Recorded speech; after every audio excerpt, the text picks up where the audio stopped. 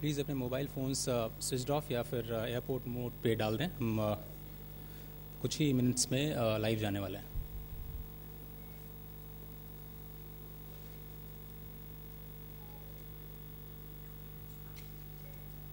Please mobile phones या तो silent mode, switch off या फिर एयरप्लेन मोड पे प्लीज़ डाल दें।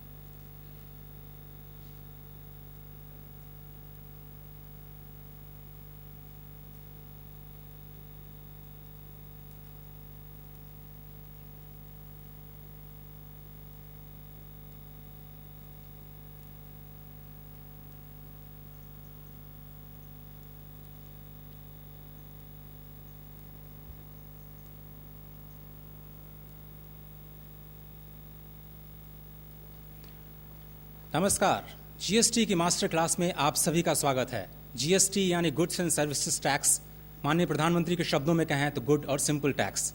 वित्त मंत्रालय ने देश भर से तमाम सवालों के आने के बाद ये फैसला लिया कि जीएसटी की मास्टर क्लास 6 दिनों के लिए शुरू की जाएगी और ख़ास तौर पर वित्त मंत्रालय के अधिकारी इस वक्त राष्ट्रीय मीडिया केंद्र नई दिल्ली में आ चुके हैं। मैं स्वागत करता हूं श्री हसमुख अधिया जी का, जो कि राजस्व सचिव हैं भारत सरकार के। बहुत बहुत शुक्रिया सर वक्त निकालने के लिए।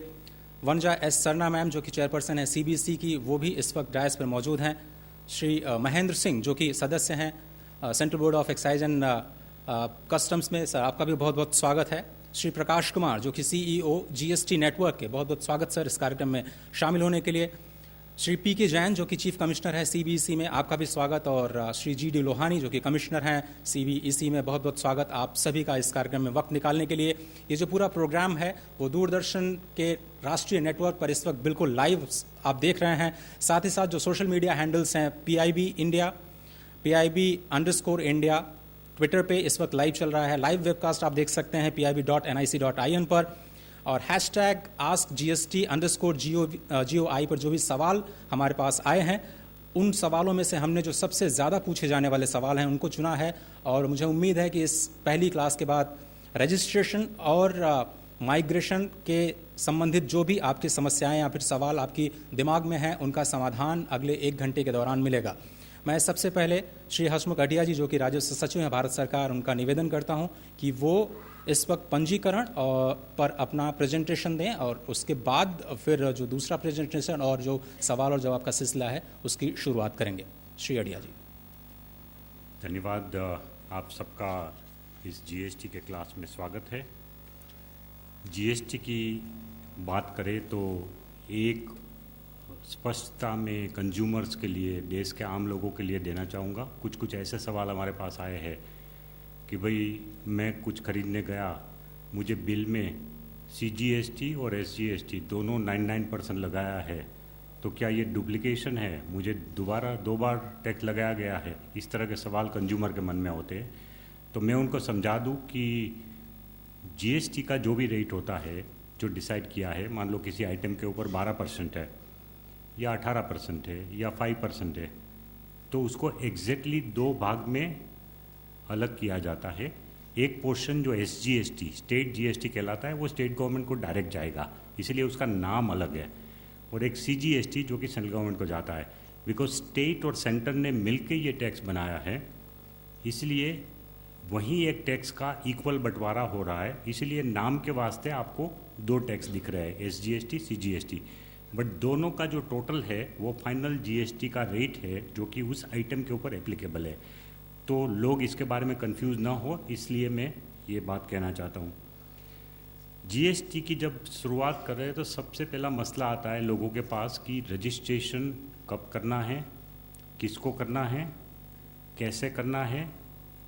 ये सब विषय हर आदमी को फेस करता है, ट्रेडर को, नए ट्रेडर को। तो उसके लिए आज का ये क्लास है। मैं सबसे पहले आपको हमारी जो पहली स्लाइड है उसे समझाना चाहूँगा कि जिनका भी टर्नओवर 10 जो स्पेशल कैटेगरी स्टेट है, 11 ऐसे स्पेशल कैटेगरी स्टेट है जो कि नॉर्थ ईस्ट के सब स्टेट है, और जो हिमाचल, उत्तरांचल, ये जो स्टेट है स्पेशल कैटेगरी स्टेट, 11 स्टेट ऐसे है जिनको 10 लाख की लिमिट लागू होती है और बाकी पूरे इंडिया को 20 लाख की लिमिट लागू होती है। तो अगर किसी ट्रेडर का या मैन्युफैक्चरर का पिछले साल का टर्नओवर 10 लाख या 20 लाख से ऊपर है तो उसको ज़रूर रजिस्ट्रेशन लेना पड़ेगा। अब ये जो हम टर्नओवर की बात करें उसमें क्या क्या चीज़ गिनी जाएगी, if you can go to slide number 2, इसमें आएगा कि आपका खुद का टैक्सेबल सप्लाई हो या एग्जाम सप्लाई भी आ जाएगा। मान लो मैं एक उदाहरण के रूप पे कि जो पेट्रोल पंप है, तो पेट्रोल पंप से टैक्सेबल सप्लाई होता है, वो क्या होता है, जो ऑयल, मशीन ऑयल बेचते हैं वो GST में है, लेकिन पेट्रोल और डीजल GST में नहीं है। पेट्रोल और डीजल जो है वो अलग टैक्स है उसके ऊपर, तो वो GST का टैक्सेबल नहीं है। बट फिर भी पेट्रोल पंप का टर्नओवर जो है वो पूरा माना जाएगा, उसका जो exempt as well as taxable supply, तो टर्नओवर में दोनों गिना जाएगा 20 लाख की लिमिट डिसाइड करने के लिए। एक्सपोर्ट अगर आप कर रहे हैं तो उसका टर्नओवर भी माना जाएगा, पिछले साल अगर आपने एक्सपोर्ट किया है तो, और इंटरस्टेट सप्लाई भी पिछले साल किया है तो वो टर्नओवर भी माना जाएगा। लेकिन इस साल में अगर आपको इंटरस्टेट सप्लाई करना है तो फिर 20 लाख की लिमिट नहीं लगने वाली है, 20 लाख की लिमिट आपके लिए नहीं है। तो मैं फिर से पॉइंट स्लाइड नंबर 1 पे आऊँगा कि इंटरस्टेट सप्लाई जिसको भी करना है, चाहे उसका टर्नओवर 20 लाख से अधिक हो या 20 लाख से नीचे हो, लेकिन दूसरे स्टेट में अगर माल बेचना चाहते हैं कोई भी व्यक्ति, तो उनको ज़रूर रजिस्ट्रेशन कराना पड़ेगा। जो 20 लाख की लिमिट है एग्जेम्पशन की, और इवन 75 लाख की जो लिमिट है, जो कंपोजिशन लिमिट है, वो दोनों उसी स्टेट में जो अपना बिजनेस करना चाहते हैं, अपना खुदरा कारोबार करना चाहते हैं, जो छोटा कारोबार है उनके लिए है। जो एक स्टेट से दूसरे स्टेट में अगर माल भेजना चाहते हैं उनके लिए ये लिमिट नहीं है, वो उसी स्टेट के लिए है। Exemption limit as well as composition limit दोनों उसी स्टेट के लिए है। लेकिन मैं आपको ये बता दूं कि आप दूसरे स्टेट में अगर आप एग्जेम्पशन में है 20 लाख से नीचे, या आप 75 लाख से नीचे कंपोजिशन में है तो आप दूसरे स्टेट में माल नहीं बेच सकते, लेकिन दूसरे स्टेट से माल मंगा सकते हैं। परचेस कर सकते हैं आप, लेकिन आप दूसरे स्टेट में माल नहीं बेच सकते अगर आप कंपोजिशन में है या अनरजिस्टर्ड कैटेगरी में 20 लाख से नीचे में है। तो तीसरा पॉइंट ये है कि कुछ लोग ऐसे भी कंफ्यूज हो जाते हैं कि आपको किस किस स्टेट में रजिस्ट्रेशन कराना है। अगर आप एक स्टेट से दूसरे स्टेट में माल भेजते हैं तो जिस स्टेट से आप माल भेज रहे हैं उसी स्टेट में आपको रजिस्ट्रेशन करवाना होगा। जिस स्टेट में आप माल भेज रहे हैं किसी और पार्टी को, उस स्टेट में आपको रजिस्ट्रेशन कराना जरूरी नहीं है। सो जहां से आपका सेल का कारोबार, जहां से बिक्री होती है आपकी, और जहां से आप माल भेज रहे हो दूसरे स्टेट में, उस स्टेट में आपका रजिस्ट्रेशन होना चाहिए। ना वो माल का भी हो सकता है, सर्विसेज का भी हो सकता है। जैसे एक आदमी किसी एक स्टेट में अगर सर्विस दे रहे हैं और वो सर्विस दूसरे स्टेट के लाभार्थी को दे रहे हैं, लेकिन क्योंकि वो बिलिंग वहां से नहीं कर रहे दूसरे स्टेट से, वो तो एक ही स्टेट से सर्विस दे रहे हैं। एक स्टेट में बैठ के आप पूरे इंडिया को सर्विस दे सकते हो, लेकिन उसके लिए आपको एक ही स्टेट में रजिस्ट्रेशन कराना होगा। लेकिन अगर आपकी एक ब्रांच दूसरे स्टेट में भी है, आपको वहां भी सर्विसेज का बिजनेस मिल रहा है, उसका बिलिंग आप उस स्टेट में से भी कर रहे हैं, तो फिर आपको उस स्टेट में भी कराना पड़ेगा, वरना नहीं कराना होगा। एक है कि अगर आपको कभी कैजुअल रजिस्ट्रेशन लेना है, कोई एक इंसिडेंस के लिए आपको कोई कॉन्ट्रैक्ट मिला, जीएसटी में आप रजिस्टर्ड नहीं है, किसी एक काम को मिला है, उस काम के लिए आपको एक मान लो कैजुअल रजिस्ट्रेशन लेना है, तो कैजुअल रजिस्ट्रेशन वाले को भी कंपलसरी लेना होगा। And non resident taxable person आप है तो भी आपको रजिस्ट्रेशन लेना जरूरी है, उनको 20 लाख का लिमिट वगैरह अप्लाई नहीं होगा। नेक्स्ट पॉइंट इज कि अगर जो है आपको रिवर्स चार्ज में देने की रिस्पॉन्सिबिलिटी है, जैसे ट्रांसपोर्ट सेक्टर में रिवर्स चार्ज में देने की आपकी रिस्पॉन्सिबिलिटी है, तो वो भी उनको भी कंपलसरीली रजिस्ट्रेशन कराना होगा। इलेक्ट्रॉनिक कॉमर्स ऑपरेटर, जितने भी इलेक्ट्रॉनिक ट्रेड वाले हैं, all the companies which are having electronic trading platform, उनको सबको रजिस्टर कराना है। एंड अगर आपने कोई एजेंट अपॉइंट किया है तो भी एजेंट को भी वो करना है, रजिस्ट्रेशन लेना है। We go to the next point, when who do not have to register, this is also important, कि जो मैंने बताया कि कंपलसरी किसको करना ही करना है। अगर 20 लाख से ऊपर है, इंटरस्टेट सप्लाई दे रहे हैं, तो वो सबको कराना ही कराना है, लेकिन किसको नहीं कराना है। अगर आप ऐसी कमोडिटी का व्यापार कर रहे हैं जो कि एक्सक्लूसिवली एग्जेम्प्ट कैटेगरी में है, फॉर एग्जांपल अनाज, गेहूँ, मतलब जो धान्य का आप व्यापार करें जो कि पूरा, या आपका मिल्क का व्यापार है तो मिल्क भी पूरा एग्जेम्प्ट है, मान लो मिल्क और ऐसी कमोडिटी। और ऐसे अगर पूरी एग्जेम्प्ट कमोडिटी का पूरा व्यापार कर रहे हैं तो फिर आपको जीएसटी का रजिस्ट्रेशन लेने की ज़रूरत नहीं है। अगर आप एग्रीकल्चरिस्ट है, जिसकी डेफिनेशन उसमें दी हुई है कि जिसमें ज़मीन में से कुछ उगा रहे हैं आप, वैसे एग्रीकल्चरिस्ट है, तो भी आपको इवन इफ आपका प्रोडक्शन 1 करोड़ का भी क्यों ना हो, मान लो जो कृषिकार है उसका उत्पादन 1 करोड़ से ज़्यादा हो रहा है साल में, 1 करोड़ का टर्नओवर है उसका, लेकिन वो कृषिकार है इसलिए उसको रजिस्ट्रेशन नहीं लेना है। और जो लोग कुछ ऐसी सर्विसेज है, फॉर एग्जांपल ट्रांसपोर्ट जो कि रिवर्स चार्ज में है, तो फिर उसको ट्रांसपोर्टर खुद को, जैसे फॉर एग्जांपल ओला और उबेर, वो भी कंपलसरीली रिवर्स चार्ज में है, तो टैक्सी ड्राइवर को वो रजिस्ट्रेशन लेने की ज़रूरत नहीं है। उसका जो एग्रीगेटर है ओला उबेर, वो रिवर्स चार्ज में पे कर रहा है टैक्स, इसीलिए उसको लेने की ज़रूरत नहीं है। नेक्स्ट, रजिस्ट्रेशन जो है हमेशा पान नंबर के आधार पे ही होगा। तो अगर आप अपना पान नंबर बदलना चाहते हैं तो फिर तो आपको नया रजिस्ट्रेशन ही लेना पड़ेगा। पान नंबर के आधार पे ही रजिस्ट्रेशन मिलता है। सो अगर कोई आदमी बोलता है कि भाई मैं पान नंबर बदलना चाहता हूँ, तो पूरा रजिस्ट्रेशन ही बदलना पड़ेगा। तो ये हमको याद रखना है। दूसरा कि जो स्टेट वाइज सेपरेट रजिस्ट्रेशन लेना है। अगर आपका कारोबार एक से ज़्यादा स्टेट में है, पहले भी ये था कि भाई पहले आपका 5 जगह से कारोबार चल रहा तो 5 जगह वेट का लेना पड़ता था आपको, अब जीएसटी का लेना पड़ेगा, ऑनलाइन ही लेना पड़ेगा, लेकिन हर स्टेट में लेना पड़ेगा। आप यहीं बैठ के 5 स्टेट का फॉर्म भर के GSTN वेबसाइट से ले सकते हो, लेकिन 5 स्टेट का अलग लेना पड़ेगा अगर आपका कारोबार है तो। सर्विसेज में भी 5 स्टेट में अगर आप सर्विस दे रहे हैं, वहाँ की आपकी ऑफिस सर्विस दे रही है, तो फिर आपको 5 स्टेट में रजिस्ट्रेशन लेना पड़ेगा। एक स्टेट में एक पान के ऊपर एक ही रजिस्ट्रेशन नंबर मिल सकता है, जिसमें 2 एक्सेप्शन है। नॉर्मली एक पान नंबर के ऊपर एक स्टेट में एक ही रजिस्ट्रेशन मिल सकता है, उसमें 2 एक्सेप्शन है। एक तो कि अगर आपका बिजनेस इतना बड़ा है कि आपके अलग अलग बिजनेस वर्टिकल्स है, अलग अलग डिवीज़न है, कि एग्रो इंडस्ट्री का एक डिवीज़न है,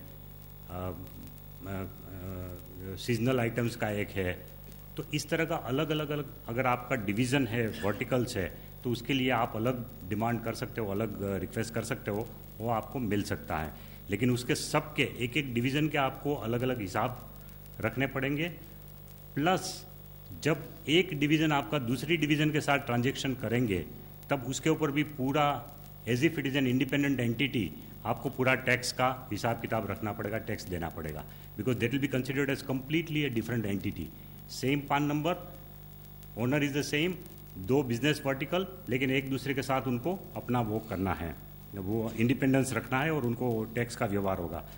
और दूसरा जो एक्सेप्शन है वो कि अगर आपका एक यूनिट डोमेस्टिक टैरिफ एरिया में है, एक SEZ में है, तो भी आपको अलग अलग नंबर मिल सकते हैं, क्योंकि SEZ में जब सामान बेचते हैं आप, तो वो it is considered as good as export, इसीलिए आपको IGST वगैरह का व्यवहार आएगा उसमें। इसीलिए SEZ में अगर आप माल भेज रहे हैं, अगर SEZ में आपका एक यूनिट है और एक दूसरे में है उसी स्टेट में, तो एक ही स्टेट के अंदर 2 नंबर आपको मिल सकते हैं। लेकिन अगर आपके एक ही SEZ में 2 यूनिट है, तो फिर एक ही यूनिट एक नंबर से काम चल सकता है। लेकिन अगर मान लो मतलब कि किसी का भी एक डोमेस्टिक एरिया में है और एक से ज़्यादा SEZ में यूनिट है, तो 2 नंबर मिल सकते हैं, इस तरह से हो सकता है। कब कराना है रजिस्ट्रेशन? जिन लोगों ने माइग्रेट किया है अभी तक, जो अपने पान नंबर और वेट नंबर से उनको प्रोविजनल सर्टिफिकेट जो मिल गया है, उनको 3 महीने का टाइम मिलता है 1 जुलाई से। लेकिन हमारी उनको एडवाइस होगी कि जितना जल्दी हो सके आप वो फॉर्म नंबर B भर दो। उनमें से 80 लाख लोग थे, उसमें से 67 लोगों ने अपना नंबर को एक्टिवेट कर दिया है लॉगिन करने से, और वो 67 लोगों को हमने प्रोविजनल सर्टिफिकेट पहुंचा दिया है, प्रोविजनल रजिस्ट्रेशन सर्टिफिकेट उनको मिल गए हैं। तो वो प्रोविजनल रजिस्ट्रेशन सर्टिफिकेट के आधार पे 3 महीने तक अपना बिजनेस चालू रख सकते हैं। लेकिन उनको पार्ट B कंप्लीट करके फिर फाइनल रजिस्ट्रेशन सर्टिफिकेट लेना है 90 डेज़ के अंदर। तो हमारी तो ये एडवाइस होगी कि भाई जितने भी लोग हैं उन्होंने प्रोविजनल सर्टिफिकेट मिल गया, इसलिए उससे आप संतृप्त मत होइए। आपको जो पार्ट B भरना है वो भर के आप फाइनल सर्टिफिकेट के लिए अभी से एप्लीकेशन कर दीजिए। फिर तकलीफ होगी 90 डेज़ ख़त्म होते ही, फिर आपको दौड़ा दौड़ी करनी पड़ेगी, फिर लास्ट मिनट में प्रॉब्लम होगी। इसलिए हमारी पूरी एडवाइस है कि वो तुरंत उसको भी ख़त्म करें काम।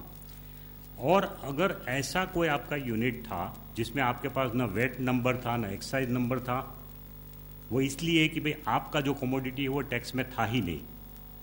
जैसे कपड़े वाले हैं टेक्सटाइल में, फैब्रिक मैन्युफैक्चरर्स और फैब्रिक के ट्रेडर्स है, उनका वेट में भी नहीं था, एक्साइज में भी नहीं था, अब 5% टैक्स लगा है, तो उनको सबको तुरंत रजिस्ट्रेशन की एप्लीकेशन करनी है।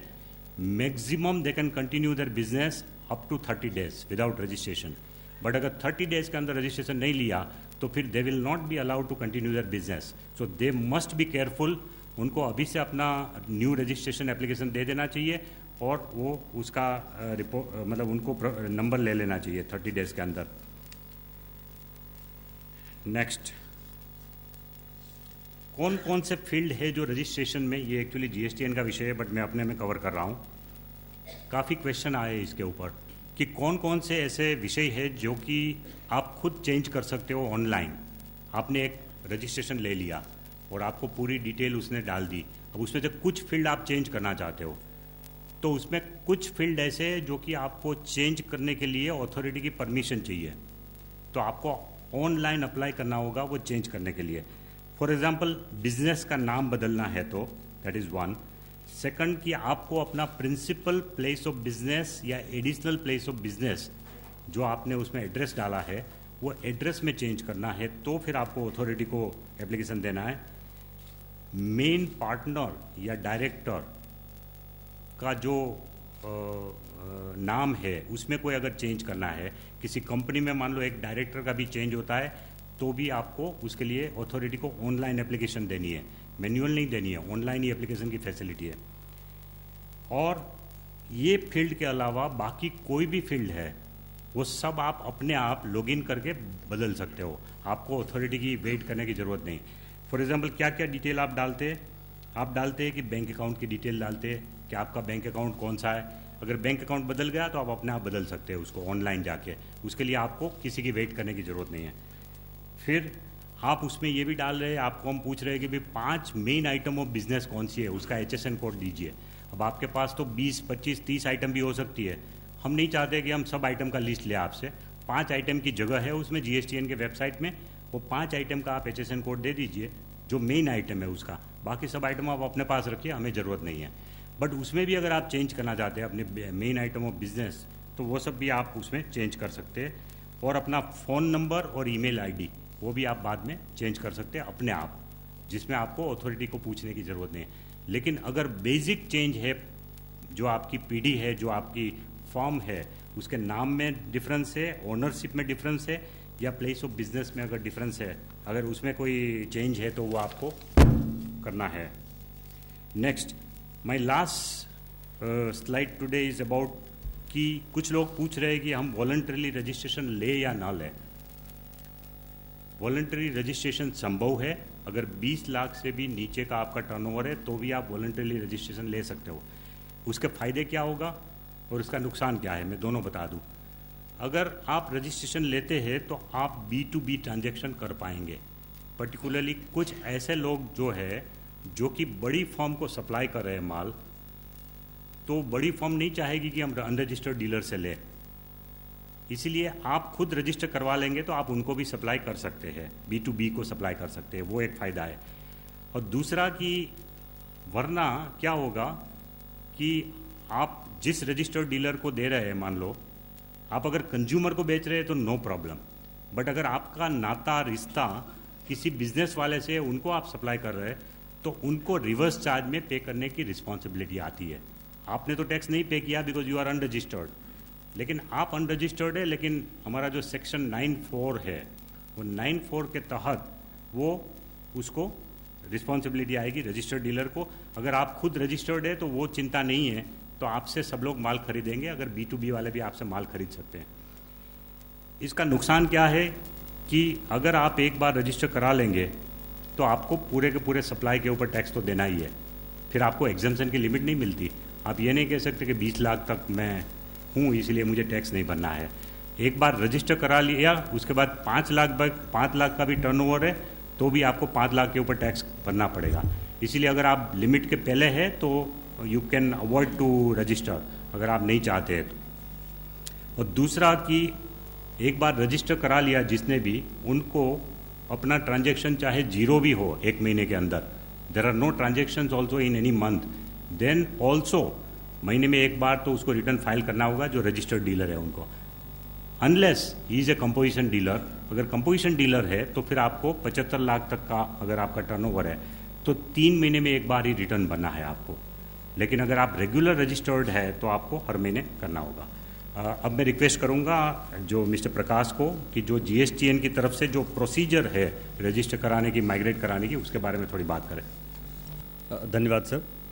अभी तक आपको राजस्व सचिव साहब ने बताया कि कैसे रजिस्ट्रेशन की क्या प्रक्रिया है और एनरोलमेंट की क्या प्रक्रिया है।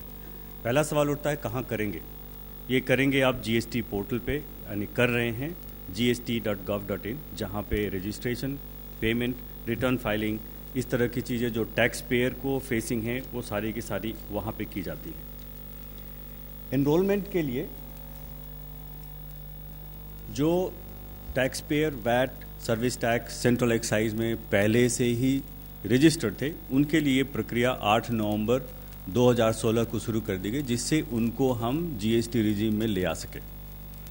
और इसके लिए टैक्स डिपार्टमेंट ने टिन और पैन भेजा जीएसटी सिस्टम्स को, जिस पे उनको एक प्रोविजनल आईडी जनरेट की गई, उसके साथ एक पासवर्ड दिया गया और टैक्स पेयर को सिर्फ इतना ही करना था कि वो पोर्टल पे जाकर उस प्रोविजनल आईडी को और उस पासवर्ड को डाल के उसके बाद अपनी मोबाइल, अपनी ईमेल एड्रेस डालें और इतने के बाद आपकी एनरोलमेंट होती कि आप आ गए इसके अंदर, जो पार्ट ए कहलाता है। उसके बाद उसकी पार्ट बी है, जो रजिस्ट्रेशन और एनरोलमेंट दोनों में बिल्कुल एक तरह की है और जिसका पूरा उदाहरण सचिव महोदय ने अभी दिया कि अलग अलग हिस्से हैं, जिसमें कि बिजनेस डिटेल्स है, प्रोमोटर्स की डिटेल्स है, उसमें आपकी प्रिंसिपल प्लेस ऑफ बिजनेस है, एडिशनल प्लेस ऑफ बिजनेस है, ऑथराइज सिग्नेटरी है, बैंक है, गुड्स एंड सर्विसेज जो डील करते हैं, ये सब आप भरते हैं और उसको भरने के बाद आपका वो पार्ट जो होता है कंप्लीट हो जाता है। अगर आपने पार्ट बी भी कर लिया तो आप कहलाते हैं कि आप माइग्रेट हो गए। तो दोनों में डिफरेंस ये है कि अगर आपने सिर्फ अपनी एक्टिवेट किया यूज़र आईडी पासवर्ड को और आपने ईमेल और मोबाइल डाला तो आप एनरोल हो गए, और जब अगर आपने उसमें पार्ट बी भी भर दिया तो आप उसके बाद आप इसमें माइग्रेट हो जाते हैं। अभी तक जैसा कि सचिव साहब ने बताया 67 लाख के 11,000 टैक्स पेयर्स ऑलरेडी एनरोल हो चुके हैं और उसमें से 30 लाख लोगों ने अपना पार्ट बी भर के और उनको उसकी भी एक्नॉलेजमेंट दी जा चुकी है। तो पहला सवाल जैसे उन्होंने बताया कि प्रोविजनल सर्टिफिकेट, जितने लोगों को प्रोविजनल आईडी मिला और जिन्होंने एक्टिवेट कर दिया उन सभी को 67.11 लाख लोगों को उनकी प्रोविजनल सर्टिफिकेट ईमेल से भेज दी गई। साथ ही साथ ये उनके डैशबोर्ड पर भी अवेलेबल है, जब भी वो लॉगिन करें वहाँ से जाकर उसको डाउनलोड कर सकते हैं। और जैसा मैंने बताया कि पार्ट बी भरने के बाद जैसा कि 30 लाख लोगों ने कर दिया है, उसके बाद आपकी जो एलिजिबिलिटी हो जाती है परमानेंट रजिस्ट्रेशन लेने के लिए। इस बीच में ये जो फिल्ड अप डॉक्यूमेंट है ये जाएगा टैक्स ऑफिसर के पास, जो उसे देखेंगे और देख करके अगर उस अप्रूव कर देते हैं तो आपका परमानेंट रजिस्ट्रेशन होता है। अगर उनकी कोई क्वेरी होती है किसी पर्टिकुलर आइटम के बारे में, जैसे वो पढ़ नहीं पा रहे हैं जो डॉक्यूमेंट लगाया है, या कोई डॉक्यूमेंट है जो कि लीज डीड है एक्सपायर हो गई है, तो नई डॉक्यूमेंट मांगेंगे और उसको जमा करने के बाद होगा। तो रजिस्ट्रेशन और एनरोलमेंट की जो पार्ट बी है बिल्कुल एक जैसी है और इसको भरने के लिए हम जनरली हमने वेबसाइट पे भी लगाया है कि इसको करने के पहले ऑनलाइन कुछ चीज़ें आप पहले से करके रख लें। वो क्या चीज़ें हैं? जैसे फ़ोटोग्राफ्स हैं प्रोमोटर्स की, आपकी लीज डीड या इस तरह की जो प्रूफ ऑफ बिजनेस है प्रिंसिपल प्लेस और की, वो अब तैयार करके रख लें। इसके बाद ऑथराइज सिग्नेटरी का जो अपॉइंटमेंट है, जिसने भी उसको ऑथराइज किया है, उसकी भी स्कैन करके कॉपी रख लें।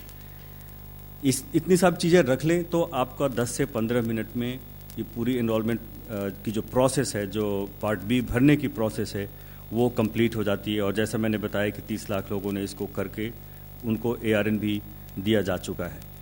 बाकी जो 37 लाख लोग हैं जिन्होंने ये पार्ट बी कंप्लीट किया है या हाफ कंप्लीट है, उनसे हमारी गुजारिश है कि उसे जल्दी करें, जिससे कि आपका ये काम अब पहले हो जाए और आपको परमानेंट रजिस्ट्रेशन मिल जाए।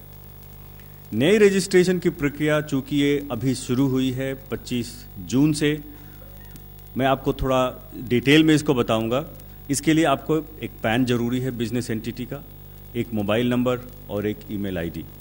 आप gst.gov.in पे जाएंगे और वहाँ पे ये तीनों आइटम्स अपने स्टेट चूज़ करेंगे, अपना लीगल नाम लिखेंगे, पैन लिखेंगे, मोबाइल नंबर, ईमेल आईडी डालने के बाद आपको OTP भेजी जाएगी इन दोनों पे, मोबाइल पे और ईमेल पे, दोनों OTP इसमें डालनी है।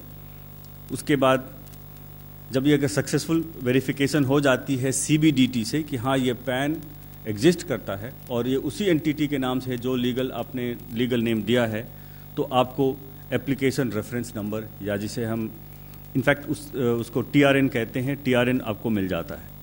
TRN डाल करके फिर आप उसके बाद उसकी पार्ट बी भरना शुरू करते हैं, जिसमें कि वही सारी चीज़ें हैं जैसे कि आपकी बिजनेस डिटेल्स हैं, आपकी प्रिंसिपल प्लेस ऑफ बिजनेस है, आपके प्रोमोटर्स हैं, आपके बैंक हैं, additional place of business, goods and services etcetera, dealt, ये सारी डालते हैं। अगर सारी डॉक्यूमेंट डाल दी और उसके बाद इसकी वैलिडेशन की जाती है, जो प्रोमोटर्स की आपने पैन डाला है, ऑथराइज सिग्नेटरी की जो पैन डाली है, इसको भी वैलिडेट किया जाता है सीबीडीटी से। और कंपनीज के केस में डिन नंबर, जो डायरेक्टर का डिन नंबर है और कंपनी का जो सिन नंबर है, वो भी एमसीए के वेबसाइट से उसको वैलिडेट किया जाता है। अगर ये वैलिडेट हो जाती है तो आपको फुल एआरएन जाता है आपके पास, और उसके बाद ये पूरी फिल्ड अप जो एप्लीकेशन है वो कंसर्न टैक्स ऑफिसर के पास चली जाती है, जिनके पास 3 वर्किंग डे हैं। सैटरडे संडे और छुट्टियों को हटाने के बाद 3 वर्किंग डे है जिसके तहत वो उस पर कार्रवाई करते हैं। अगर टैक्स ऑफिसर ने उस पर कोई क्वेरी की, जैसा क्वेरी क्या हो सकती है कि वो मैं जैसे पहले बताया था कि लीज डीड पढ़ा नहीं जा रहा है, या एक्सपायर किया हुआ है, या कोई और दूसरा डॉक्यूमेंट जो लगाया गया है जो कि ठीक नहीं दिख रहा है, तो उसकी कॉपी मांगेंगे। या कोई इन्फॉर्मेशन दी है जो जिस इन्फॉर्मेशन पे वो उनको और फर्दर डिटेल्स चाहिए। जितनी भी क्वेरी है ऑफिसर एक ही बार क्वेरी रेज कर सकता है, और ये सारी की सारी क्वेरीज एप्लीकेंट के पास, उनके पास जाती है। उनके पास फिर 7 दिन का, 7 वर्किंग डेज का समय है जिसके तहत वो उसकी पूरी जवाब दें, नए डॉक्यूमेंट्स अपलोड कर सकते हैं। उसके बाद ऑफिसर के पास 7 वर्किंग डे है उसको प्रोसेस करने के लिए। अगर वो 7 दिन में नहीं प्रोसेस करते हैं तो ये डीम्ड अप्रूवल में जाता है। उसी तरह से जब पहली बार उनके पास एप्लीकेशन जाती है तो 3 दिन में अगर उसने ऑफिसर ने कोई इस पर कार्रवाई नहीं की तो डीम्ड अप्रूवल में जाएगा। हमारे पास सवाल आ रहे हैं काफ़ी सारे कि मुझे एआरएन मिल गया लेकिन सर्टिफिकेट नहीं आया। तो जैसा मैंने बताया कि एआरएन मिलने और सर्टिफिकेट मिलने के बीच में 3 वर्किंग डे है। पहला ये। दूसरा कहते हैं कि हमें समा करने के बाद, एआरएन मिलने के बाद भी वैलिडेशन एरर आ जाता है। वो इसलिए होता है कि अगर कोई भी डिटेल, जैसे किसी प्रोमोटर का, डायरेक्टर का डिन हो, प्रोमोटर का पैन हो, अगर वो फेल कर गया मैच करने में, तो फिर आपके पास एक ईमेल जाता है कि आपकी ये डेटा फेल कर गई, आप उसको जाकर के दोबारा उसको करेक्ट करिए। आरसी कहाँ मिलेगी? आरसी की इंटीमेशन जाती है ईमेल से, साथ ही साथ आपके टैक्स पेयर के डैशबोर्ड पे रखी होती है, जहाँ पे से कोई भी टैक्स पेयर उसको जाकर डाउनलोड कर सकता है और उसको प्रिंट कर सकता है। तो इतनी जानकारी थी कि एनरोलमेंट की और जो रजिस्ट्रेशन की है वो कैसे की जाए और कैसे लोग कर रहे हैं। बहुत बहुत शुक्रिया श्री अडिया जी और प्रकाश कुमार जी आपका। और जो राज्य सरकारों में जो तमाम सीबीएसई के अधिकारी हैं और जो ट्रेडर्स हैं और जो टैक्स प्रैक्टिशनर्स हैं वो भी इस कार्यक्रम को लाइव देख रहे हैं, उनका भी एक बार फिर से स्वागत। सर, हमारे पास बहुत सारे सवाल जो हैं वो फ्रिक्वेंटली आस्क्ड क्वेश्चंस हैं, वो एक एक करके मैं आप तक पहुंचाना चाहता हूं, और आपसे गुजारिश है कि आप इन सवालों को एक तरह से जो उलझने हैं लोगों के दिमाग में उनको सुलझाने की ज़रूर कोशिश करें। पहला सवाल है कि मैं एक टैक्सेबल पर्सन हूँ, मेरे बहुत सारे स्टेट्स में बिजनेस है, मेरा टर्नओवर लेकिन 20 लाख से कम है, मैं इंटर स्टेट सप्लाई एक राज्य से दूसरे राज्य में करता हूं, क्या मुझे रजिस्ट्रेशन कराना होगा?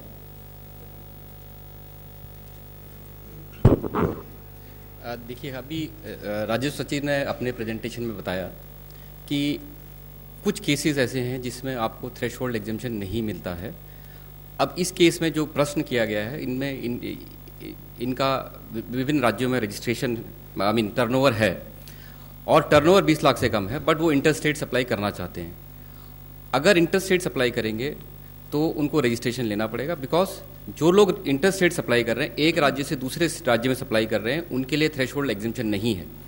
थ्रेशोल्ड एग्जेम्पशन उन लोगों के लिए है जो एक ही राज्य में रहकर और छोटे अपने करदाता हैं और या छोटे लोग हैं जो 20 लाख से नीचे का टर्नओवर कर रहे हैं विद इन द स्टेट, उनके लिए थ्रेशोल्ड लिमिट है।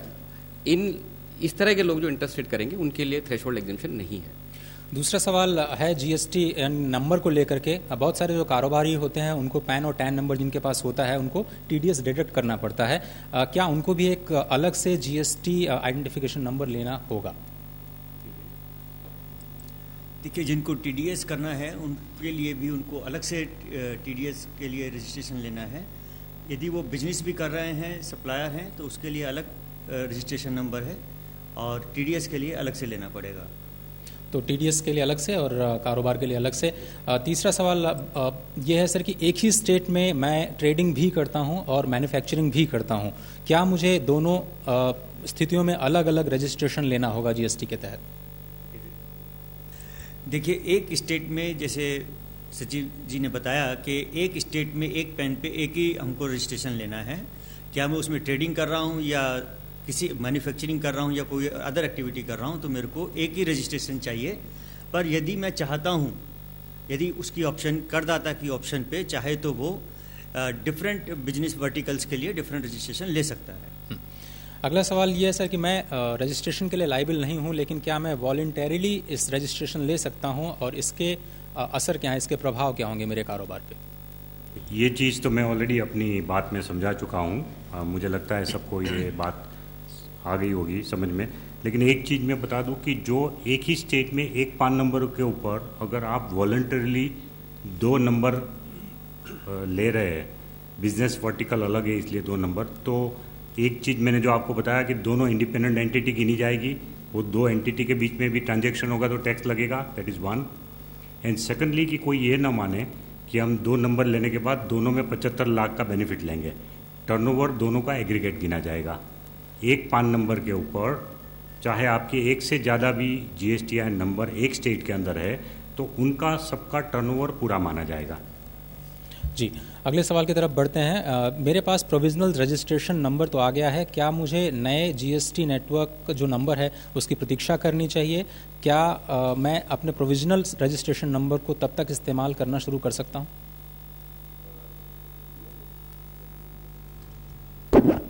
आप अपने प्रोविजनल रजिस्ट्रेशन PID के ऊपर अपना बिजनेस चला सकते हो, और जब तक आपका पूरा GST नहीं मिलता तो उसके ऊपर कार्रवाई कर सकते हो, आप अपना बिजनेस चला सकते हो। उसकी 90 दिन तक आपको लेकिन GSTN का अपना GSTIN नंबर लेना होगा, तब तक आप अपने PID के ऊपर अपना बिजनेस चला सकते हो। जी, मैं एक कारोबारी हूं कंट्री लिकर का, यानी देशी शराब के कारोबार में हूं। क्या मुझे वैट से GST में माइग्रेट करना ज़रूरी है, क्योंकि लिकर जो है वो GST लॉ के दायरे से बाहर है? अगर आप एक ऐसी वस्तु में व्यापार कर रहे हैं जो GST के बाहर है और उसके अलावा आप ऐसा कोई कारोबार नहीं कर रहे हैं जो GST के अंतर्गत आता है, जैसे कि जो प्रश्नकर्ता हैं इन्होंने कहा कि ये लिकर में सिर्फ काम कर रहे हैं, तो ये ऐसी वस्तु है जो GST के दायरे से बाहर है। और ये प्रावधान लॉ में है कि जो लोग ऐसा व्यापार कर रहे हैं जो बिल्कुल GST के दायरे से बाहर है, उनको रजिस्ट्रेशन लेने की आवश्यकता नहीं है।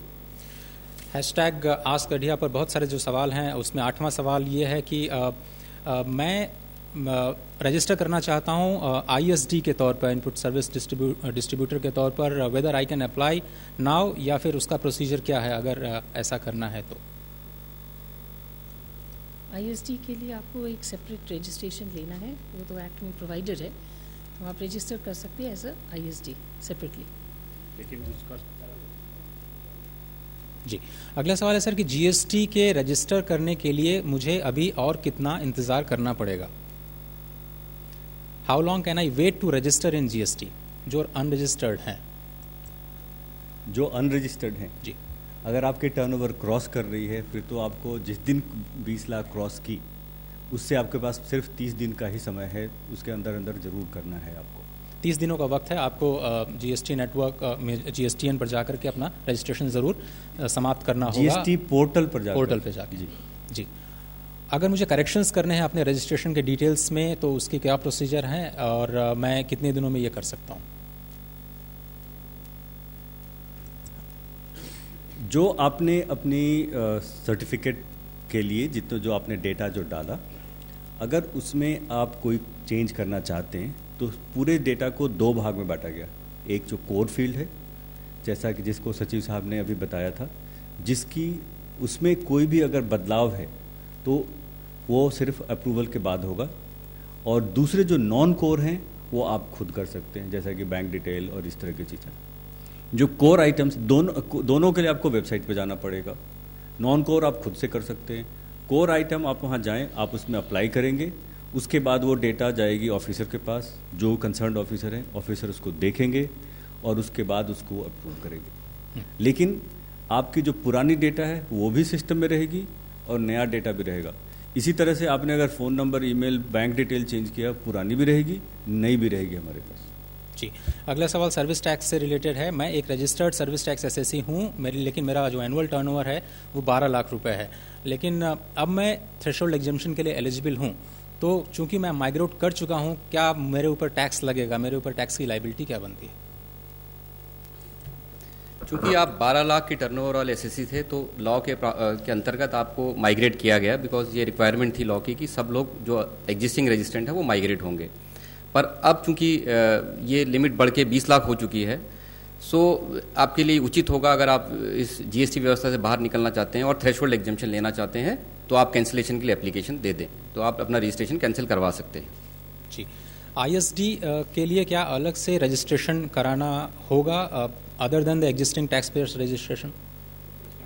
जी, दूसरा सवाल सर स्मॉल डीलर्स और स्मॉल ट्रेडर्स को लेकर के है, जिनके पास आईटी इंफ्रास्ट्रक्चर नहीं है, तो उनके पास और क्या ऑप्शंस हैं इस नए सिस्टम को अडॉप्ट करने के लिए?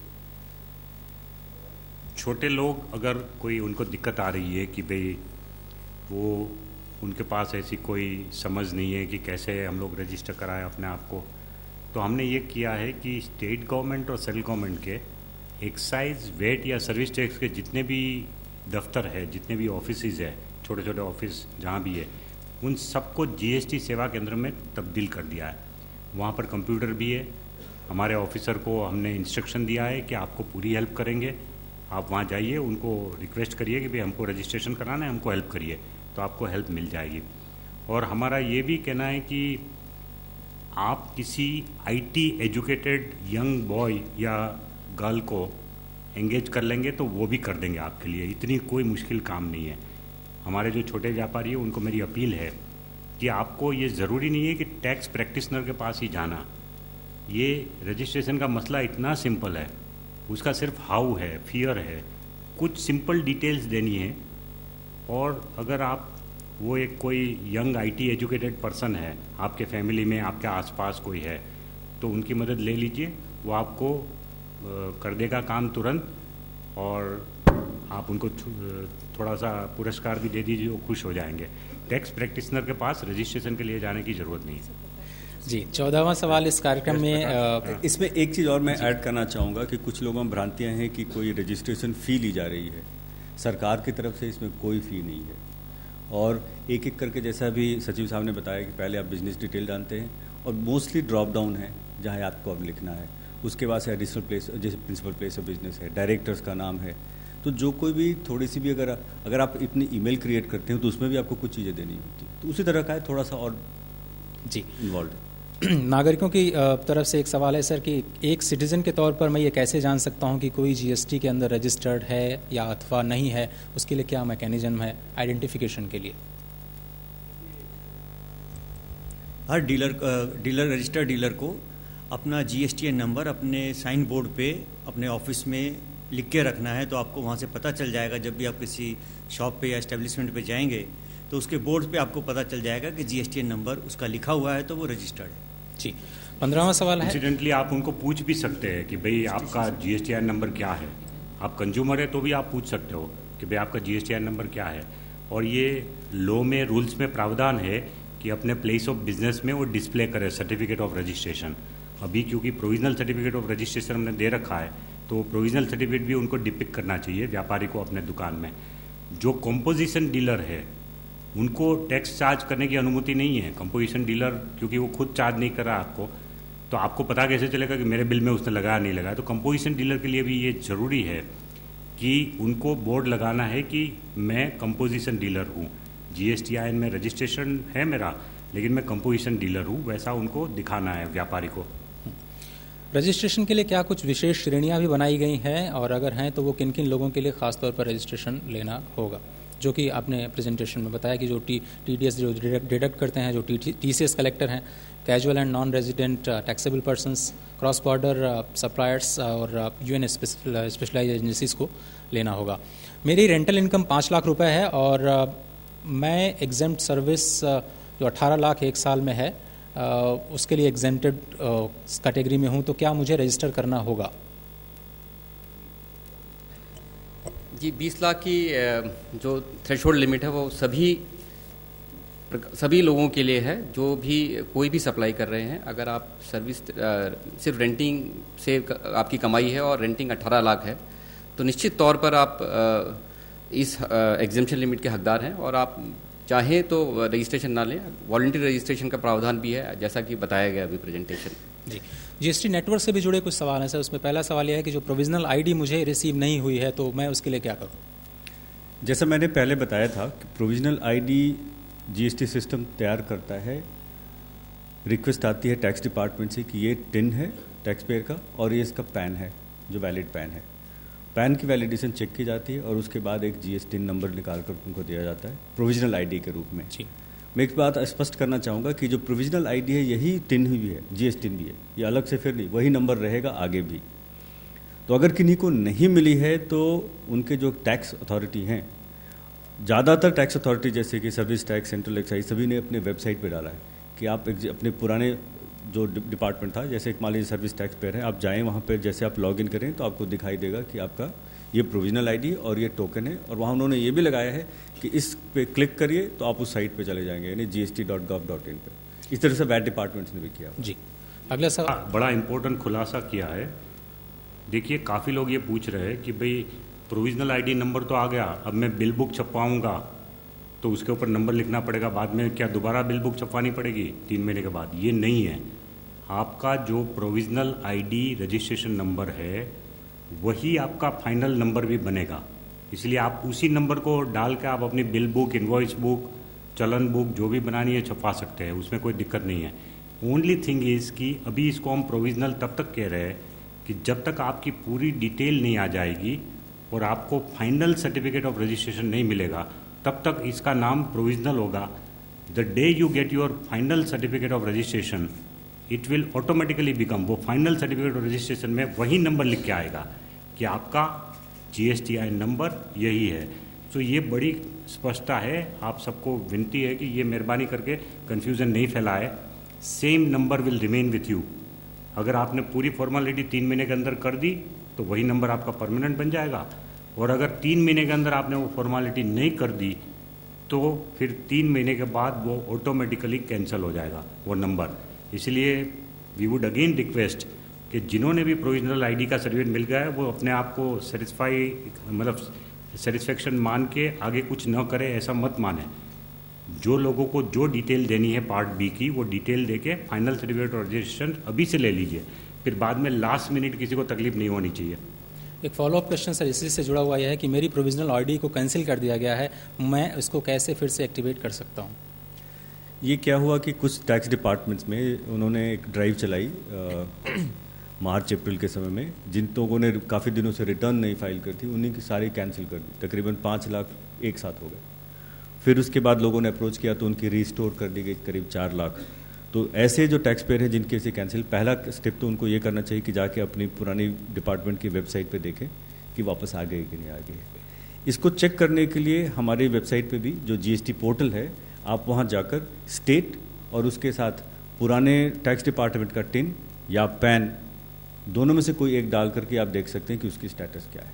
तो दोनों तरीके से आपको पता चल सकता है। और मेरे ख्याल से मेरा पैन नंबर बदल गया है तो मैं कुछ प्रोविजनल आईडी में कैसे इनकॉर्पोरेट करूँ, ये भी शायद अपने कवर ये कर तो राजस्व सचिव साहब ने कहा कि अगर पैन चेंज हो गया तो आपकी प्रोविजनल आईडी या GS टिन ही चेंज हो जाएगा, क्योंकि पूरा का पूरा पैन आपका टिन के GS टिन के भीतर जाता है। कौन करेगा इसको? इसमें भी वही है कि जिस डिपार्टमेंट में, सपोज करिए आप वैट डिपार्टमेंट दिल्ली में रजिस्टर्ड थे और आपका पैन चेंज हुआ है और वहाँ पे वैट के ऑफिसर उसको टिन को वही रखते हैं, पैन चेंज कर देते हैं, तो उनके यहाँ से रिक्वेस्ट आएगी, फिर हमारे यहाँ उस पुरानी वाले को कैंसिल करते हैं और एक नया जनरेट करते हैं, उसको वापस भेजते हैं टैक्स डिपार्टमेंट को, टैक्स पेयर को देने के लिए। अगला सवाल है एप्लीकेशन से जुड़ा हुआ, सबमिट करने के बाद में मुझे वैलिडेशन एरर आ रहा है, ये DSC OTP या फिर अमेंडमेंट से जुड़ा हुआ वैलिडेशन एरर है, क्या करना चाहिए? जैसा मैंने पहले बताया था कि वैलिडेशन होती है उन सभी चीज़ों की, जैसा आप पहले आपके जो डायरेक्टर्स प्रोमोटर्स हैं इनके पैन की, कंपनी अगर है तो डायरेक्टर्स आइडेंटिफिकेशन नंबर की, कंपनी के सिन की, और कई सारे लोगों ने ऑथराइज सिग्नेचरी खास करके उन्होंने अपनी आधार भी दी हुई। ये सारे जब आप सबमिट कर देते हैं, ARN जनरेट होता है, उसके बाद मिलता है।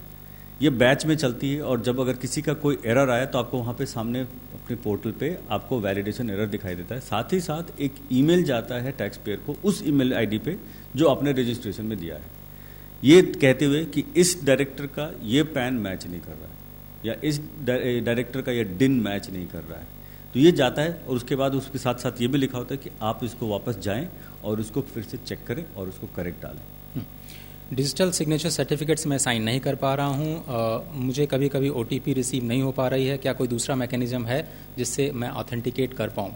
जी, तो पहला तो है कि डिजिटल सिग्नेचर चूँकि बहुत से लोगों के लिए नई प्रक्रिया थी तो दिक्कत है। इसमें क्या 2-3 चीज़ें बहुत ध्यान रखने की वाली हैं कि जिस कंप्यूटर पे आप काम कर रहे हैं उस पे latest version of EM signer हो जो अवेलेबल है फ्रीली हमारे साइट पे।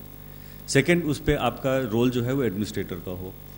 इसके बाद पहले आपको रजिस्टर करना पड़ता है DSC को, और उसके बाद आप उसे साइन कर पाते हैं। सरकार ने थोड़े दिनों पहले इन सब चीज़ों को ध्यान में रखते हुए, जैसा हम बैंक में OTP आता है उसी तरह का EVC यानी OTP बेस्ड आपके रजिस्टर्ड मोबाइल पे OTP आएगा और उससे भी आप अपने आप को ऑथेंटिकेट कर सकते हैं और कल को आप रिटर्न फाइलिंग में भी कर सकते हैं। लेकिन ये कंपनी और LLP और फॉरेन LLP के लिए लागू नहीं है, उनको DSC से ही करना होगा। और एक और चीज़ बताना चाहूँगा, कंपनियों की संख्या करीब जो हमारे अभी तक इनरोल हुए हैं तकरीबन 4.5 के आसपास हैं, लेकिन 22 लाख टैक्स पेयर्स ने DSC का इस्तेमाल किया है, तो काफ़ी बड़ी संख्या में दूसरे लोगों ने भी DSC का इस्तेमाल किया।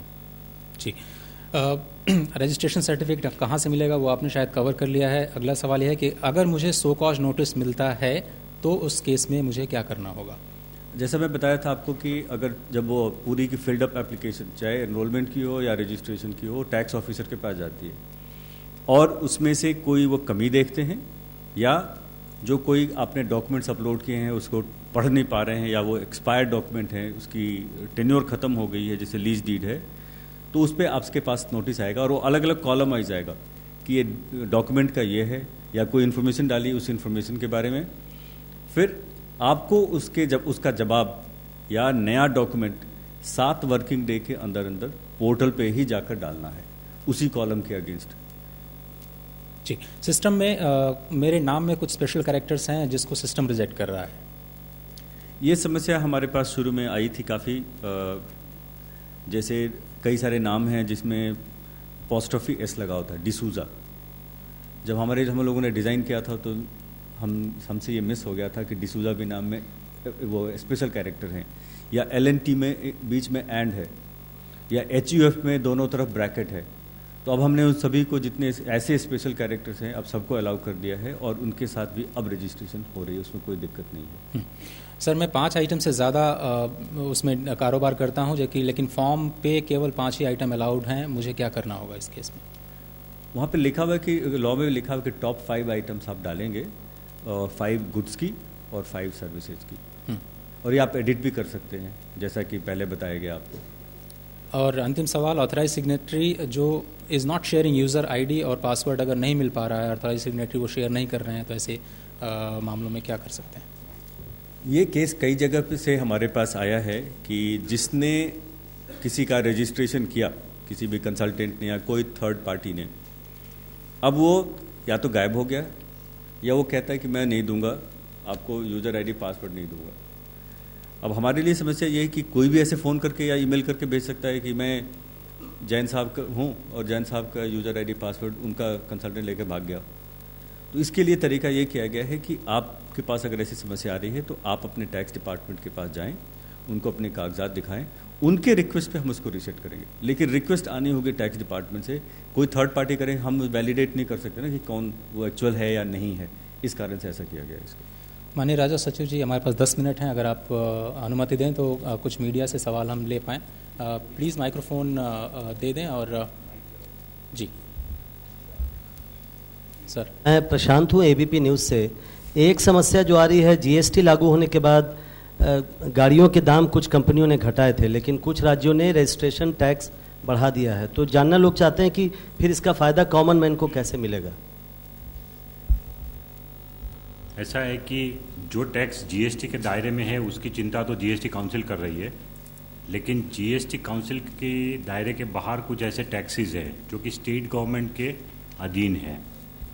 उसमें से एक ये भी है कि भाई जो लाइफ टाइम टैक्स लेते हैं व्हीकल्स के ऊपर, वो रोड टैक्स के नाम पे वो जो है वो स्टेट गवर्नमेंट का अधिकार में है, और किसी भी स्टेट गवर्नमेंट को ये अपने अधिकार में घटाने का या बढ़ाने का वो स्कोप है उनको। तो उसको बढ़ाना या घटाना वो डिसीजन स्टेट गवर्नमेंट खुद लेगा, डिपेंडिंग ऑन कि कैपेसिटी है कि नहीं लोगों की बेयर करने की। तो उस हिसाब से उन्होंने जो भी डिसीजन लिया वो ठीक है, वो हम उसमें कुछ नहीं कर सकते बिकॉज उनका अपना अधिकार है। वसीम जी। सर एक छोटा सा क्लैरिफिकेशन चाहिए। मैं एक व्यापारी हूँ, मैं 10 छोटे सप्लायर्स को माल सप्लाई कर रहा हूँ और उनके पास GSTN नंबर नहीं है, तो मेरे को इनपुट क्रेडिट कैसे मिलेगा? किसको इनपुट क्रेडिट चाहिए? अगर मुझे इनपुट क्रेडिट चाहिए, अगर मैं किसी व्यापारियों को सप्लाई कर रहा हूँ और जिनके देखिए, पास रजिस्ट्रेशन जो नंबर नहीं है, अनरजिस्टर्ड डीलर है उनको तो इनपुट टैक्स क्रेडिट चाहिए ही नहीं, उनको तो टैक्स की लायबिलिटी नहीं है, तो इनपुट टैक्स क्रेडिट कहाँ से चाहिए? लेकिन मैं रजिस्टर्ड हूँ, मुझे चाहिए, अगर मेरे को तो इनपुट क्रेडिट मिलना चाहिए, मुझे नहीं मिलना चाहिए। हाँ वही लिए, बट आपको पता है कि एक 9(4) जो हमारा सेक्शन है वो ये कहता है कि कोई भी रजिस्टर्ड डीलर अनरजिस्टर्ड डीलर से माल खरीदता है तो रिस्पॉन्सिबिलिटी टैक्स की रिवर्स चार्ज में रजिस्टर्ड डीलर की होगी। तो मुझे जैसे मैंने पहले आपको टैक्स भरना है, फिर उसकी इनपुट टैक्स क्रेडिट लेनी है। तो फिर मैं पहले टैक्स भरूंगा, लेकिन वो टैक्स नहीं भरेंगे जिन्होंने लिया है, छोटे नहीं, सप्लायर हैं वो। हाँ वो नहीं भरेगा, बट मैं उस टैक्स को भरूंगा और मैं उसकी इनपुट टैक्स क्रेडिट ले लूंगा। लेकिन इसमें एक एक्सेप्शन किया हमने, ये रिवर्स चार्ज में जो देना है रजिस्टर्ड डीलर को, रजिस्टर्ड डीलर अगर अनरजिस्टर्ड डीलर से खरीदता है तो उसको रिवर्स चार्ज में टैक्स पे करना है। लेकिन अगर एक दिन में 5,000 रुपये तक की आइटम है तो उसके लिए वो रिवर्स चार्ज में टैक्स नहीं देना है। सो कुछ लोग कहते हैं कि भाई छोटी स्टेशनरी खरीदने हमने भेज दिया तो स्टेशनरी का जो आएगा उस वो अनरजिस्टर्ड डीलर से लिया मान लो, या कुछ चाय पानी मंगवाया या किसी होटल से, ऐसी होटल से चाय पानी मंगवाया जिसमें GST नहीं लग रहा है, तो फिर उसके लिए 5,000 पर डे का आपको मुक्ति है। और उसके ऊपर अगर होगा तो भी आपको पूरे महीने का ऐसा जो भी सप्लाई आप खरीद रहे हैं अनरजिस्टर्ड डीलर से, वो पूरे सप्लाई का एक बिल बनाना होगा और एक इनवॉइस बना के, सेल्फ इनवॉइस बना के आप उसके ऊपर टैक्स की लायबिलिटी अपनी दिखा सकते हैं। बट टैक्स भरने की जिम्मेवारी आपकी है, जिनसे भी आपने खरीदा है वो अगर अनरजिस्टर्ड डीलर है तो। जी नहीं, बेच रहे हैं तो कोई दिक्कत नहीं है, बेच रहे हैं तो आप तो टैक्स भर के ही लाए होंगे और वो कोई दिक्कत नहीं है, आप टैक्स उस पर लगा के उसको बेच सकते हैं। बेचने में कोई दिक्कत नहीं है, छोटे वाले को बेच सकते हैं। जी अगले सवाल की तरफ। Neeraj Chakra from Catch News. I have one question. There was a recent incident of where Tamil Nadu government they imposed an additional entertainment tax which was about 28 to 30%. This was actually a result of a exemption given to local bodies under the GST that they can impose their own taxes. How many such taxes can be levied by local bodies? And is there a fear that local bodies under the pressure of the state governments to increase their revenues can use these taxes to impose higher taxes which can actually lead to inflation? देखिए मैं आपको गिना दूँ, आप उंगली पे गिन सकते हैं उतने ही टैक्सेस है। सबसे पहला 5 कमोडिटी जो पेट्रोलियम की है, petrol, diesel, natural gas, crude oil and aviation turbine fuel, इनके ऊपर वेट लगाने की पावर स्टेट गवर्नमेंट के पास है, सेंट्रल गवर्नमेंट के पास एक्साइज लगाने की अलग पावर है, तो GST के बाहर है। तो उन प्रोडक्ट पे स्टेट और सेंटर कभी भी बढ़ा सकते हैं, कभी घटा सकते हैं। दूसरी जो मेजर आइटम है वो है stamp duty and registration charges, जो ज़मीन या मिल्कत के ऊपर जो होता है वो पावर स्टेट गवर्नमेंट का है, उसमें भी स्टेट गवर्नमेंट कटौती कर सकती है, बढ़ोतरी कर सकती है। तीसरा जो ये मसला आया था मुंबई का, ये महाराष्ट्र का, कि जो व्हीकल टैक्स है वो पावर स्टेट गवर्नमेंट का है। चौथा electricity duty, electricity duty on sale of electricity is still with the state government, एक ये है। नेक्स्ट इज पोर्टेबल अल्कोहल, जो पोर्टेबल अल्कोहल है उसके ऊपर एक्साइज, स्टेट एक्साइज कलेक्ट करने का पूरा अधिकार स्टेट को है, उसमें सेंट्रल गवर्नमेंट को कोई अधिकार नहीं है। और कोई चीज़ छूट गई? Entertainment tax for local body, entertainment tax जो है सिनेमा वगैरह उस पर 28% तो GST लगाया हमने, 28 और 18। अगर 100 रुपये से कम टिकट है तो 18% है, और अगर 100 रुपये से ऊपर है तो 28% GST लगाए। उसके अलावा स्टेट गवर्नमेंट को अधिकार है कि लोकल बॉडी के बेनिफिट के लिए वो एक्स्ट्रा टैक्स लगा सकते हैं। बस इतने ही टैक्स है जो कि GST के दायरे से बाहर है। सर मीडिया से एक और भी सवाल है, प्लीज़ अपना परिचय दें और सवाल करें। आपका माइक प्लीज़ ऑन कर लें। Thank you.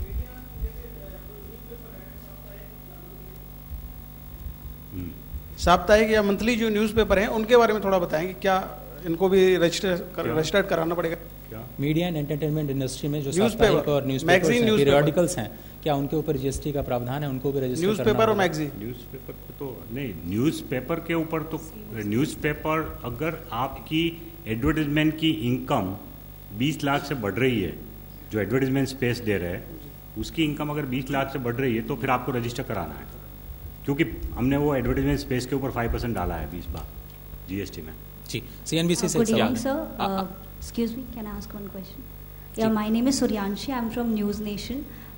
मेरा सवाल बहुत हो सकता है कि क्योंकि मैंने I just joined shortly, so maybe it might not relate please to सवाल it. करें। बट सवाल मेरा ये है कि जीएसटी से जो आम लोगों की पॉलिसीज एंड स्कीम्स हैं उस पर क्या असर पड़ेगा? जैसे क्या कार लोन है, होम लोन है या इंश्योरेंस पॉलिसीज हैं, क्या उस पर कोई असर पड़ेगा जीएसटी से रिलेटेड? Thank you ma'am. देखिए, मैं आपको बता दूं कि सर्विस टैक्स जो है वो इंटरेस्ट के ऊपर लागू नहीं होता है। सो चाहे आप डिपॉजिट रख रहे हैं या चाहे आप लोन ले रहे हैं, तो इंटरेस्ट के ऊपर सर्विस टैक्स नहीं लगता, जीएसटी नहीं लगता। इंश्योरेंस के ऊपर ज़रूर लगता है, लेकिन उसमें भी जो लाइफ इंश्योरेंस पॉलिसी है उसके 2 पोर्शन होते हैं। एक होता है कि जो वो लोग अपना सेविंग के लिए कॉर्पस में जाता है, और दूसरा रिस्क कवर करने के लिए होता है। तो हम लोग जो चार्ज करते हैं सर्विस टैक्स वो सिर्फ रिस्क पोर्शन के ऊपर करते हैं, जो कि services given by insurance company है उसके ऊपर होगा, लेकिन जो कॉर्पस पोर्शन है उसके ऊपर नहीं लगता है। सो उसमें भी लिमिटेड असर होगा, और उसमें भी पहले 15% था, अब 18 है, लेकिन उसमें से गुड्स का इनपुट टैक्स क्रेडिट वो ले सकते हैं। इंश्योरेंस कंपनी ने जितने भी गुड्स अपने सर्विसेज देने के लिए यूज़ किए हैं, मान लो ऑफिस में एयर कंडीशनर लगवाया है तो एयर कंडीशनर के लिए जो जीएसटी दिया है उसका इनपुट टैक्स क्रेडिट ले सकते हैं।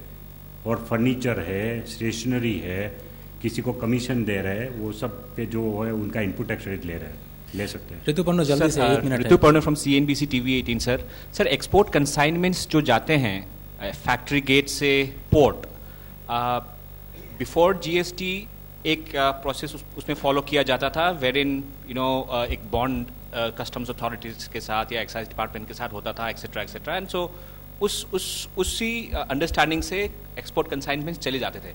लेकिन अभी कुछ पोर्ट्स में प्रॉब्लम ये आ रही है कि कस्टम्स के जो फॉर्मेशंस हैं वो मांग रहे हैं, फॉर एग्जांपल बैंक गारंटी मांग रहे हैं ऑन ईच कंसाइनमेंट।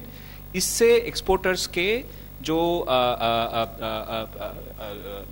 कॉस्ट है, it is adding to their cost. So क्या इस पे कुछ कस्टम्स डिपार्टमेंट इस पे कुछ कर रही है? लोहानी देखिए, जो एक्सपोर्ट के लिए जो प्रावधान है वो ये है कि आज भी आप जीएसटी के अंतर्गत भी अंडर बॉन्ड एक्सपोर्ट कर सकते हैं। सो ये प्रावधान कंटिन्यू किया गया है, इसलिए आपको जो जीएसटी फॉर्मेशन है उसी में बॉन्ड देना है, और तुरंत प्रभाव से ये किया गया है कि एक्साइज अथॉरिटी बॉन्ड लेंगी।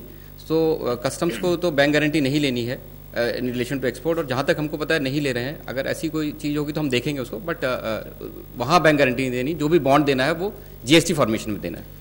बहुत बहुत शुक्रिया। इस कार्यक्रम में वक्त सिर्फ इतना ही है। श्री हसमुख अधिया जी, राजस्व सचिव, आपका बहुत बहुत शुक्रिया। वनजा एन सरना जी, बहुत बहुत शुक्रिया। प्रकाश कुमार जी, महेंद्र सिंह जी, पीके जैन साहब और जीडी लोहानी साहब, बहुत बहुत शुक्रिया वक्त देने के लिए। आज पहली क्लास में सिर्फ इतना ही, लेकिन जो कल की क्लास है वो 4:30 से 5:30 बजे शाम को इसी जगह पे होगी, और ये ट्रांजिशन और इनवॉइस मेकिंग से संबंधित है। तो फिलहाल आज के इस खास कार्यक्रम में सिर्फ इतना ही। दीजिए इजाज़त, नमस्कार।